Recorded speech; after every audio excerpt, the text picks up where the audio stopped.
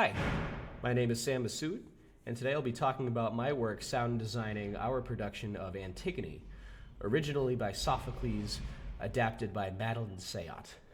The first part of our brainstorming process is to understand themes of the play, the intended story, and our interpretation. The world we wanted to create is a hybrid of ancient Greek theater in a semi-futuristic dystopian society. Antigone is met with injustice when she's told she's not allowed to bury her brother Polynices after he's killed in the Civil War. The new ruler, Creon, warns the citizens of Thebes that nobody is allowed to bury Polynices, or they will also be labeled as traitors. Now, as the story progresses, Antigone fights the power and makes multiple attempts to bury her brother as his spirit wanders the mortal world, unable to pass on to the afterlife. She raises unrest among the citizens and inevitably starts a rebellion against Creon, showing his corrupt nature.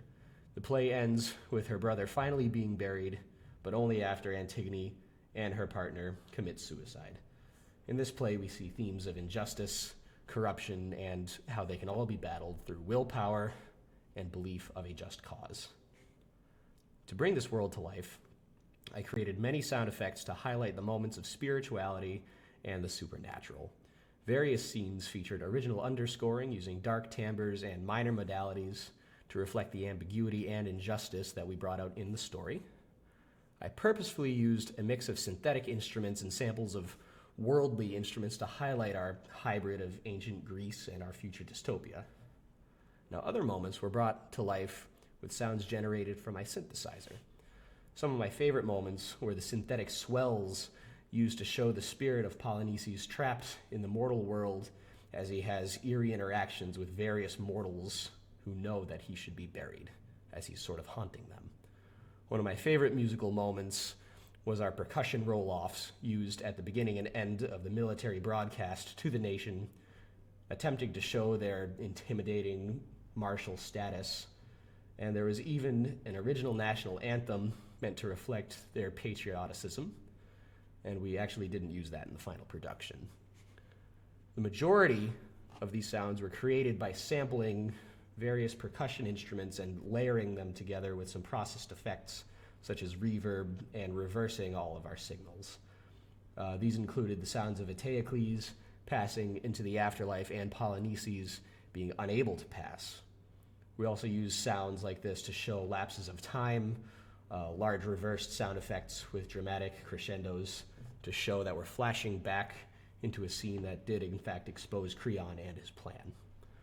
One of my favorite moments was when Creon is exposed by a mysterious voice named Tiresias, who's a traditional character known as a Greek seer who appears in many tragedies. In this instance, he's used as an anarchist symbol similar to that of a modern-day Anonymous. We recorded the dialogue of Antigone's sister and ran it through multiple vocal modulators, attempting to distort it so the voice was unrecognizable as a human, but still understandable and legible. The signal of our actress's voice ended up getting mixed into the distortion, sort of cross-fading, so at some points you'd hear the robot, at other points you'd hear the human, sort of bringing a more eerie and humanizing effect to the moment. Additionally, we sent the signal to random speakers throughout the theater, all sorts of directions and whatnot. So it came from unpredictable areas, causing more confusion to the scene, among the actors, and among the audience to immerse them. That's the synopsis of my work. Thank you for listening.